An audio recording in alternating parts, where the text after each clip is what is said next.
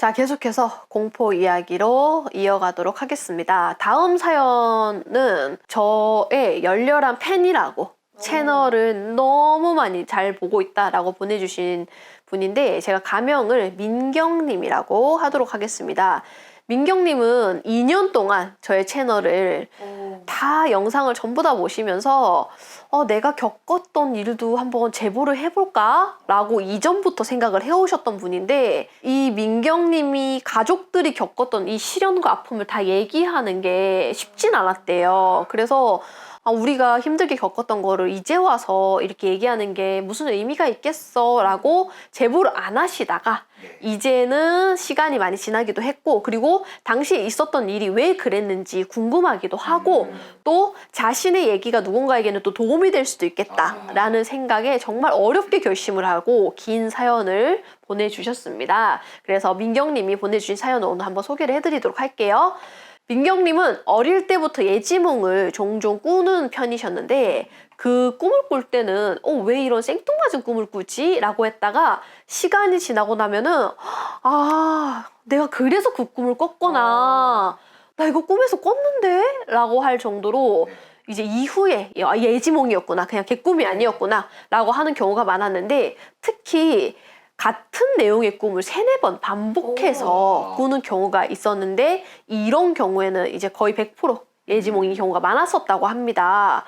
그러던 어느 날 이분이 꿈에 집 세 채가 이렇게 떡 보이는 꿈을 꾸게 되셨대요. 집 세 채? 네. 근데 이게 뭔가 무섭다라는 생각이 든다거나 뭔가 그 집들을 탐험을 한다거나 그런 게 아니라 그냥 꿈에 집이 세 채가 그냥 있는 꿈을 꾼 거야. 그래서 그냥 개꿈인가 보다 하고 별 대수롭지 않게 생각하고 넘어갔다고 합니다. 근데 그 이후로도 이 세 채가 계속해서 꿈속에서 보이기 시작했고 누가 그걸 그림으로 그려보라라고 하면은 당장 그릴 수 있을 정도로 그 꿈은 너무나도 선명하게 뚜렷하게 보이기 시작했다고 합니다. 근데 나중에 알고 보니까 그 세 채 중에 한 군데는 민경 씨가 살고 있는 집을 사실은 상징하는 거였고 이분이 처음에는 그냥 집 세 채가 보이네 하고 그냥 넘어갔었는데 점차 이 똑같은 꿈을 자꾸 꾸다 보니까 요 하나는 내가 사는 집이네? 라는 생각이 들었었고 그리고 그 주변으로 보이는 그 풍경은 이분이 사는 동네를 보여주고 있었다고 합니다. 처음에는 그냥 집만 꽂혀 있었는데 내가 사는 집과 우리 집 주변의 동네와 그리고 2채의 집이 더 보였던 거지 알고 보니까. 그래서 이분이 직접 그림을 또 보내주셨거든요. 그래서 제가 옆에다가 띄우도록 하겠습니다. 당시에 세 채 중에 한 군데는 민경님이 살고 있는 집이었고 나머지 집들은 크게 의미가 느껴지지 않는 그런 집이었다고 합니다. 근데 이 그림에서 보면은 민경님은 1번 집에 살고 있었는데요. 꿈에서 자기 동네라고 했잖아. 자기 동네다 보니까 꿈에서도 그 동네의 주변부에 2번 집이 보였었고 또 건너편 쪽에 3번 집이 보였던 거지. 그러면은 꿈에서 깼을 때 그 집들이 실제로 진짜 있는 집이냐 확인해 볼 법도 한데 이게 막 무섭다거나 그런 꿈이 아니다 보니까 이분도 그냥 내가 동네 전경을 보고 있는 꿈이구나 라고 생각을 하고 넘어갔었다고 합니다. 근데 신기하게 2번 집은 항상 흰색으로 보였고 3번 집은 항상 검은색으로 보이는 게 조금은 나중에 지나고 와서 보니까 조금은 이상하다는 생각은 들었었대요. 근데 아무 의미도 없는 이 꿈을 자꾸 반복해서 꾸다 보니까 이제 슬슬 좀 의문이 생기는 거야. 혹시 이거 예지몽인가? 근데 예지몽 치고는 뭔가 메시지가 있다거나 뭔가 의미가 있다거나 이런 게 아닌데 왜 자꾸 이 집들이 꿈에 나오지? 라는 그 의구심이 슬슬 들기 시작할 때쯤에 이 꿈을 왜 꿨는지 알게 되는 사건이 생기기 시작합니다. 자, 2006년 8월 충북 전역에는 3일 내내 비가 내리면서 엄청나게 큰 홍수가 났었어요. 제가 실제로 찾아봤거든요. 그래서 실제로 2006년 충북에 집중폭우가 엄청나게 내리면서 인명피해와 이재민 발생이 실제로 생겼었더라고요. 사망, 실종, 주택 249개가 침수됐다. 엄청 심하게 2006년도에 실제로. 그래서 당시에 민경님네 집도 하천 바로 앞에 있다 보니까 살고 있던 집이 홍수로 인해서 집이 완전히 붕괴가 됐었다고 합니다. 그리고 나서 집이 붕괴된 데다가 당시에 그 홍수 피해 이후에 지자체에서 홍수를 예방하고자 하천 확장 공사를 하겠다 라고 하게 되면서 민경신의 집터가 하천으로 되는 그런 상황이 생기게 된 거야. 그래서 어쩔 수 없이 민경시내가 이사를 가게 됐었다고 합니다. 그래도 다행히도 지자체에서 주택 건축 보조금을 지원을 해주게 돼가지고 당시에 마을에 소유하고 있던 땅에 집을 새로 그 보조금을 받아가지고 건축을 해서 들어가게 된 거야, 이 가족들이. 어린 민경 씨는 갑자기 잘 살고 있던 집이 막 비에 붕괴됐지. 거기다가 이전에 내가 뛰어놀고 했던 그 집이 하천이 이제 되지. 그러니까 없어지고. 공사하니까 확장 공사하지. 그래서 너무나도 힘들었지만 한편으로는 새로 집을 지어서 간다고 하니까 또 설레는 거야. 이사 간다 약간. 그리고 왜 이사를 가게 되면은 막 새로운 학교라든지 전학도 가야 되고 이런 일이 생기는데 같은 동네잖아. 그러네. 예. 지원금 받아서 가는 거니까. 그래서 같은 동네다 보니까 이 근처라고 해서 안심이 됐었다고 합니다. 그렇게 약 1년 정도 시간이 흘러가지고 집이 새롭게 건축이 완성이 되었고 2007년 여름에 민경 씨 가족이 다 같이 이사를 갔는데 이사한 집에 도착해서 주변을 둘러보니까 깜짝 놀란 거야. 뭐예요? 왜냐면은 꿈에서 봤던 그 2번 집이었던 거야. 위치가. 이분이 계속해서 그 당시에 꿨던 맞네. 까먹고 있었는데 자기가 나 까먹고 있었네. 반복되는 꿈을 3-4번 계속해서 꿨었다고 했잖아. 그 2번 집에 해당하는 집 위치에 알고 보니까 그 집에 지어진 집이었다고 합니다. 당시에는 조금 무섭기도 하고 뭔가 그럼 내가 이사 올 집을 미리 꿈에서 봤다는 건가? 라는 생각에 좀 소름도 돋긴 했지만 막상 새 집에 들어갔더니 새 집이 너무 좋은 거야. 원래 살던 집은 화장실이 하나였는데 새 집은 화장실도 2개였고 자기 방도 새롭게 더 좋게 생긴 거야. 그래갖고 이 민경 씨가 그 새 집에서 마냥 즐겁고 행복하기만 했었다고 합니다.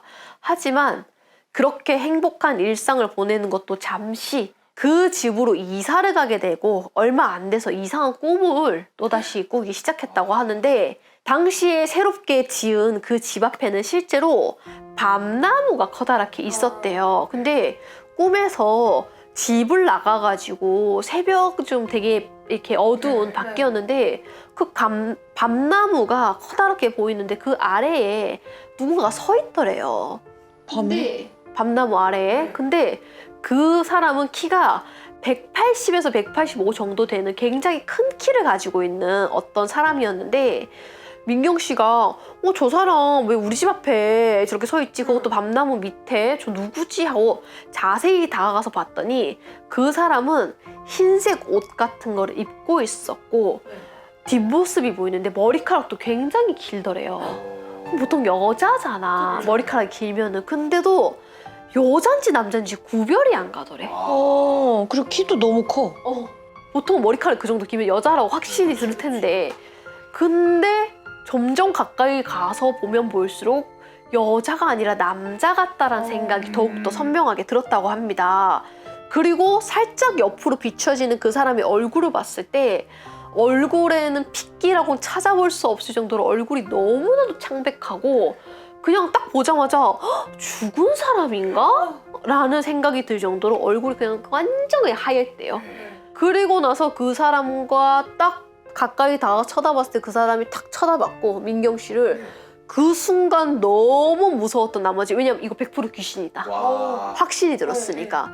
민경 씨는 꿈에서 미친 듯이 도망치기 시작했는데 그 귀신은 자기를 알아본 걸 눈치를 채서 화가 났던 건지 무슨 이유인지 모르겠지만 갑자기 막 펄쩍펄쩍 뛰면서 민경 씨를 쫓아오기 시작하더래요. 이게 어릴 때 꿨던 꿈인데도 지금도 그때를 생각하면은 너무 소름 끼치고 무서울 정도로 그 남자의 그 선명한 얼굴과 그 핏기 없고 창백한 얼굴이 너무 강하게 인상에 남았었다고 합니다. 그 이후로도 꿈에서 깨고 나서 그 이후로도 민경 씨는 계속해서 꿈에서 그 남자가 등장을 했었고 계속 나와. 항상 그 남자는 그 밤나무 아래에 서 있었고 민경 씨가 왜 여기에서 시작되지 하고 다가가다 보면은 또 그 밤나무인 거야. 또 그 남자가 보이는 거야. 그래서 하고 도망가면 또 그 남자가 쫓아오는 그 꿈을 계속해서 반복적으로 꿨다고 합니다. 나중에는 급기야 민경 씨가 잠드는 게 무서워서 왜냐면 또 그 남자가 나올 테니까 그 정도로. 네. 잠드는 게 무서워서 밤을 새는 일도 생겼었다고 합니다. 근데 원래 이런 예지몽 같은 거를 많이 꾸는 분이라고 했잖아요. 그러다 보니까 당연히 예지몽도 꾸기도 하지만 이상한 꿈도 좀 많이 꿨던 분이라서 이런 꿈을 꿀 때마다 막 시시콜콜 가족들한테 옛날에는 그랬겠지. 근데 이게 꿈 너무 많이 꾸는 사람들은 그게 무뎌지거든요. 그리고 가족들도 관심이 없어요. 일단 아 저게 또 꿈 얘기하네 하고 넘기거든. 예지몽과 꿈을 너무 많이 꾸다 보니 가족들이 안 듣는 거야 일단. 그래서 이분도 꿈 얘기를 다 하질 않았는데 이렇게까지 시달리다 보니까 이 민경 씨도 이제 무서운 거야. 이게 일반 꿈이 아니다라는 느낌을 자꾸 받은 거야. 그리고 잠을 일단 못 자잖아. 그러다 보니까 결국 민경 씨가 어머니한테 이 꿈을 털어놓게 됐다고 합니다. 사실은 나 자꾸 밤나무 밑에 누가 보이고 자꾸 날 쫓아오고 그래서 잠을 못 자고 하고 털어놓는데 어머니가 표정이 너무 이상하더래요. 왜? 그래서 어머니가 일단은 알겠다. 그래 뭐 그런 꿈 꿀 수도 있지. 네가 이사 와가지고 스트레스 받아서 그런 꿈 꾸는 거야 라고 얘기를 하셨는데 나중에 알고 보니까 어머니도 똑같은 꿈을 꾸고 있었던 거야. 나중에 알고 보니까. 그리고 심지어 같이 있는 동생들도 민경 씨의 어린 동생들도 그런 비슷한 꿈을 꾸고 있다는 사실을 뒤늦게 가족들이 알게 됐다고 합니다. 물론 꿈의 디테일한 내용들은 조금씩 다르긴 했었대요. 근데 중요한 거는 그 꿈에 항상 밤나무, 긴 머리카락, 그리고 큰 키의 어떤 사람, 그리고 흰 옷을 입고 있고 핏기 없는 얼굴, 이 공통점은 어머니와 민경 씨와 그 두 동생들이 다 동일했었대. 예. 이거 심각한 문제잖아. 이거 뭔가 문제가 있다 했는데 당시 민경 씨네 집은 독실한 기독교 집안이다 보니까 가족들이 동일한 꿈을 꾸고 있는 것에 대해서 심각하긴 하지만 이것은 귀신의 장난이다. 이거는 우리가 기도로 물리쳐야 된다 라고 해서 어른들이 그렇게 얘기를 하셨기 때문에 앞으로는 어른들뿐만 아니라 자녀들도 신앙생활을 더욱 열심히 해야겠다. 이거는 사탄의 장난이다 라고 해가지고 넘겼대요. 하지만 그때부터 집이 풍비박산 나기 시작했다고 합니다. 새 집에 입주한 지 4년째 되던 해에 민경 씨의 동생이 허공에 자꾸 뭔가 있는 것 같다라는 얘기를 하기 시작하면서 헛것을 보기 시작했고 그 헛것을 보면서 너 또 왔네? 너 오늘 왜 왔어? 라고 혼자 중얼거리기 시작하는 시간이 많아지는 등 정상적인 사람이 이해하기 힘든 그런 행동들을 하기 시작했다고 합니다. 동생은 자꾸 뭔가가 보인다고 하면서 그 존재와 함께 대화를 했고 그러기 시작하면서부터 밥을 먹지도 않고 잠을 자지도 않고 정말 뼈가 앙상하게 보일 정도로 몸이 점차 말라가기 시작했다고 합니다. 처음에 가족들은 동생이 좀 정신적으로 문제가 있나 보다. 우리 집에 좀 그런 게 있나 보다 라고 생각했지만 동생은 이게 점점 더 심해져가지고 나중에는 가족들이 다 자고 있는 밤에 혼자 문을 열고 맨발로 뒷산에 올라갔다가 오는 둥. 그래서 다음날 일어나 보면 동생 발이 피로 맨발로 나갔잖아. 심각한데? 맨발로 그 가지들 다 밟고 집에 돌아온 거야. 그 집이 막 엉망인 거야. 거실이 막 흙 난장판이고 그래서 이 무슨 일이 하고 동생 보면은 동생 발이 막 피로 돼 있고 맨발로 혼자 야산에 올라갔다 오는 등 기이한 행동들을 하기 시작했다고 합니다. 그러니까 동생 발에 막 피가 흐르고 있지. 그 전날 밤에 혼자 야산에 갔다 왔다고 하지. 너 왜 그랬냐라고 하면 기억 못하지. 막 그뿐만 아니라 강물 속에서 누군가가 자신을 부르고 있다면서 갑자기 강물로 뛰어들었다가 다행히 누군가가 발견해서 구조돼서 목숨을 건진 일도 생겼었다고 합니다. 그게 정상적인 삶을 살 수가 없는 상황인데? 그래서 결국 동생이 정신병원에 입원을 했대요. 당시에 이웃들은 이렇게 심각한 걸 알고, 왜냐면 동생이 자꾸 이상한 행동을 하니까 무당집에 가서 상담을 좀 받아보는 게 어떠냐라고 얘기를 했는데, 부모님은 집안 자체가 너무 독실한 기독교다 보니까 귀담아 듣지 않으셨다고 합니다. 민경 씨는 이 부분이 가장 후회되는 부분이래요. 너무 어렸잖아, 이분도. 어떻게 보면은 이후로도, 동생이 이제 정신병원에 입원한 이후로도 어머니 역시 나날이 안색이 안 좋아지시면서 얼굴이 창백해지고 뭔가 이 눈밑이 새카매지는 그런, 몸이 좀 안 좋아지는 증상들이 생겼는데, 이걸 가족들이 걱정할까 봐 얘기를 못 하시다가 결국에는 나중에는 몸이 너무 안 좋았고 병원에 갔는데 암, 그것도 말기에 걸린 거를 너무 뒤늦게 발견을 하신 거야. 그래서 투병을 하시다가 그 집에 들어간 지 9년째 되던 해에 어머니가 돌아가셨대요. 그렇게 어머니 장례를 치르고 모두가 지쳐 있을 때 1년도 채 안 돼서 아버지가 일을 하시다가 낙상 사고를 당해가지고 크게 다치는 일이 또 생겼었다고 합니다. 당시에 아버지는 추락을 하셨는데 팔을 이 땅에 먼저 딛는 바람에 팔목의 뼈가 이 골절이 되면서 그 다음에 머리가 땅에 부딪히셨대요. 그래서 이후에 그렇게 방치된 거야. 아무도 발견을 못 하다가. 그러다가 수십여 분간 방치된 채 누워 계시다가 다행히 이웃 주민이 발견을 해가지고 큰 병원으로 이송이 되었는데, 아버지가 당시에 머리를 크게 다치시면서 안면마비가 생기셔가지고 말하는 것도 힘들어지고 밥을 먹는 것도 힘들어지고 씻는 것도, 또 용변을 보는 것도 누군가의 도움이 필요할 정도로 되게 심각한 그런 상태였지만 다행히도 좀 회복을 좀 하셔가지고 퇴원을 하게 되셨다고 합니다. 이게 이 집에 이사 오면서 10년 동안 생긴 일이래요. 아, 안 좋은 일들이 너무 많은데? 네. 그래서 결국에는 남아있는 가족들이 더 이상 이 집에서 못 살겠다. 어쨌든 간에 그게 귀신이든 아니든 우리가 이 집 와가지고 좋았던 기억이 없잖아. 그래서 결국 다른 집으로 이사를 갔었대요. 그리고 그 이사 간 집이 바로 3번 집이었다고 합니다. 아, 그 꿈에. 이사 가고 나서 보니까 자기가 잊고 있었던 거야. 10년 전에 꿨던 그 3번 집이었던 거야. 그 검은 집. 꿈에서 꿨던 그 위치였대, 딱. 그래서 현재는 민경 씨도 독립을 했고 다른 동생, 남아있는 동생도 독립을 하면서 지금은 그 3번 집에서 민경 씨 아버지 혼자 살고 계신다고 합니다. 당시 꿈속에서는 3번 집이 검은 색깔로 자꾸 보여가지고 그게 신경이 지금도 여전히 쓰이지만 아직까지 다행히도 별일 없이 잘 지내고 계신다라고 적어주셨어요. 그러네. 꿈이 어떻게 10년 전 꿈을 그렇게 꾸지? 우와. 근데 끝이 아닙니다. 왜 이런 일이 생겼냐면은 나중에 알게 된 사실인데, 민경 씨도 나중에 알게 된 사실인데, 당시 아버지가 2번 집에, 2번에 터에 집을 새로 지어서 들어갔잖아요. 지원금을 받아가지고. 근데 그게 그냥 땅 위에 지은 줄 알았대요, 이 민경 씨도. 근데 나중에 알고 보니까 그게 아니라 당시에 산을 포크레인으로 깎아가지고 평지화 작업을 한 뒤에 그 위에 집을 지었던 거야. 그러니까 기간이 좀 오래 걸렸던 거야. 그래서 들어갔던 집이었는데, 문제는 당시에 그 집을 지을 때 바로 집 앞에 커다란 밤나무가 있었다 했잖아요. 근데 그 밤나무 근처에 무연고 묘가 있었었대요.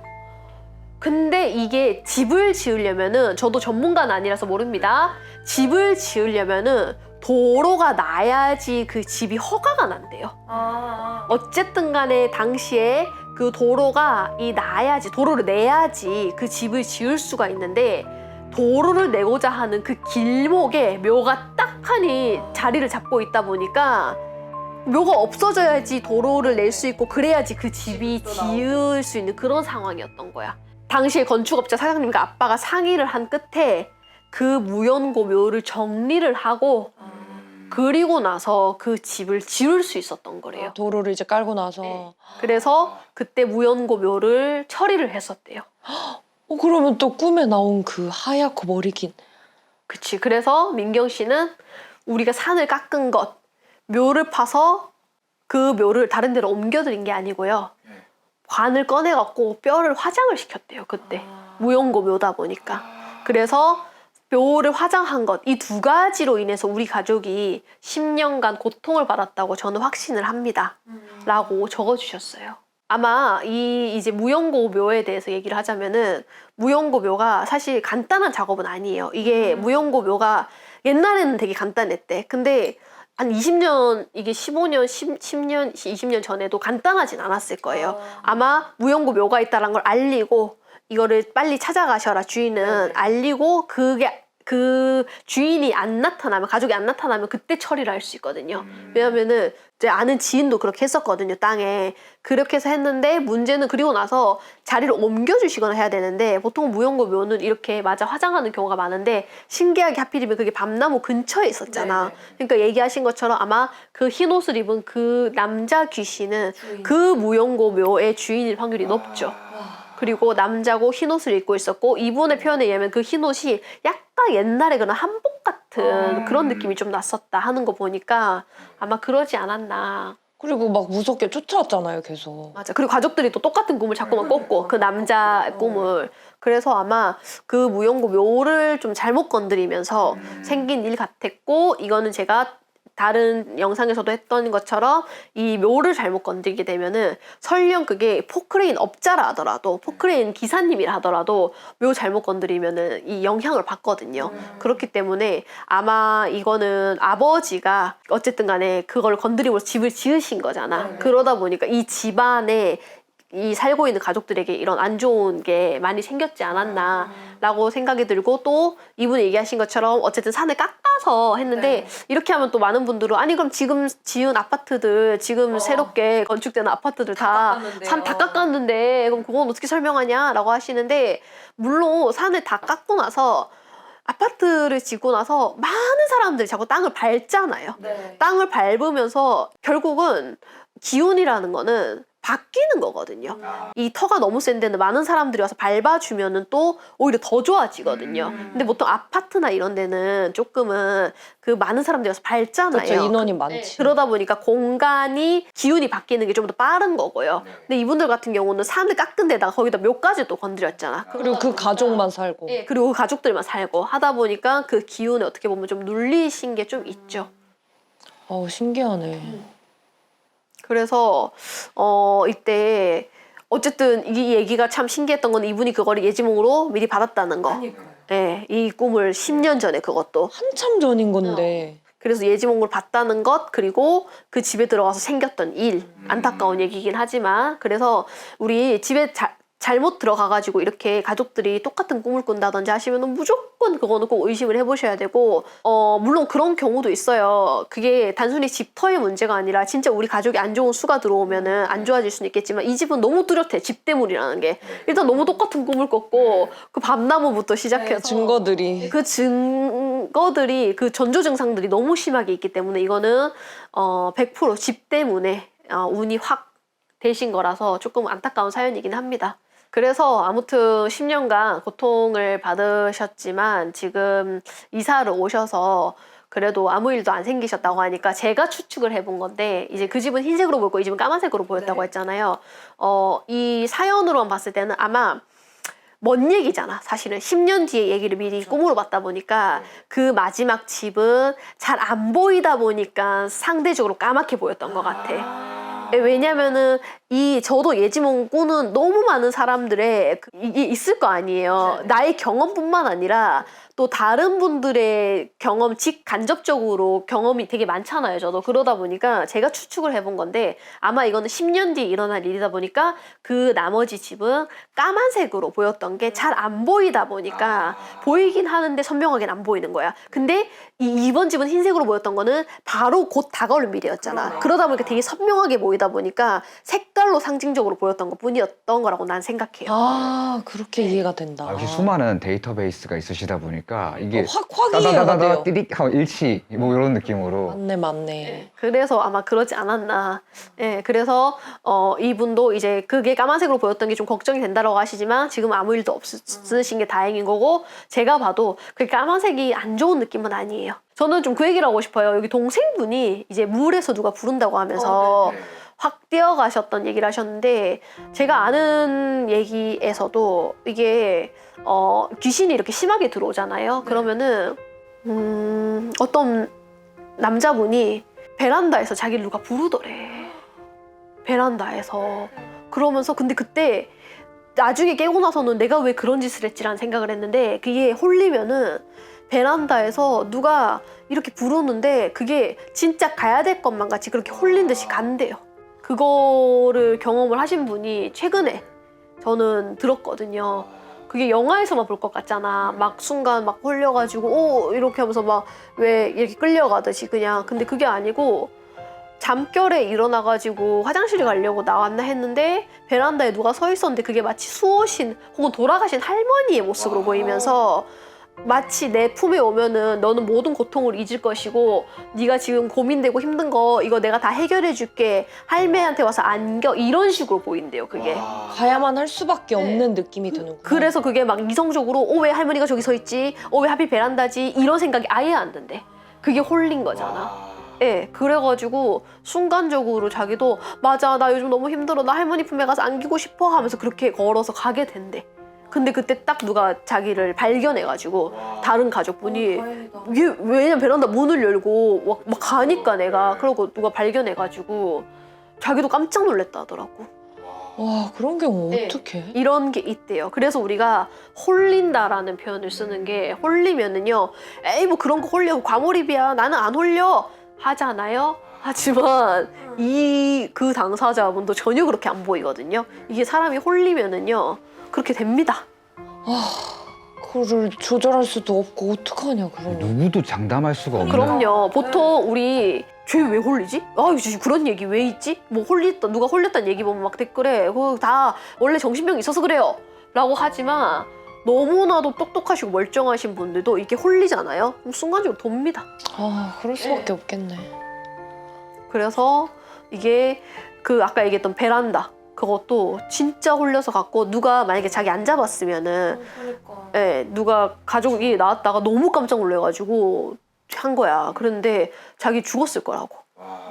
예, 그럴 정도로. 그래서 아까 강물에 뛰어들었다 했잖아. 막 그 얘기 들으면은 나와는 다른 얘기인 것 같고 뭔가 원래 정신적으로 문제가 있었던 사람한테는 발생하는 것 같고 우리와는 다른 세계에서 일어날 얘기 같지만 이게 사람이 홀리면은요 저기에 들어가면은 뭔가 나를 다 품어줄 것만 같고 그런 게 좀 있대요.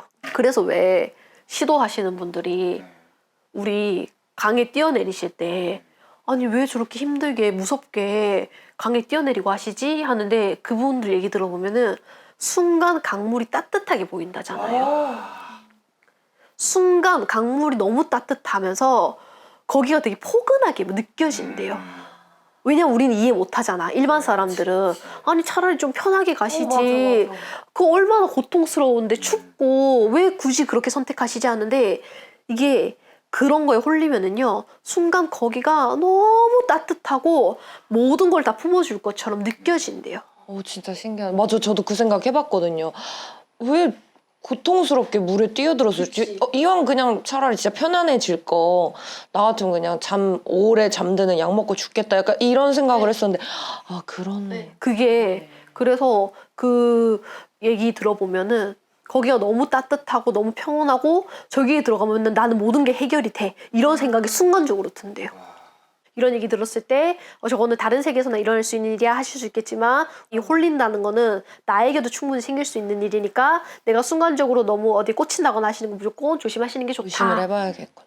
자, 오늘 사연은 여기까지고요. 어쨌든 간에 이분이 이 가족들에게 10년간 일어났던 또 어머니가 또 돌아가시기도 하고 동생분은 또 병원에 가시기도 하고 또 아버지도 또 사고를 당하셨고 지금은 많이 괜찮아지셨다고 하지만 이 힘든 얘기를 이렇게 보내주셔서 너무너무 감사드리고 또 앞으로는 이제 다 안 좋은 것들은 그 집에서 이제 나오셨으니까 다 지나가고 근데 그 집은 어떻게 되는지 좀 궁금하긴 하네. 그러네. 그 후에.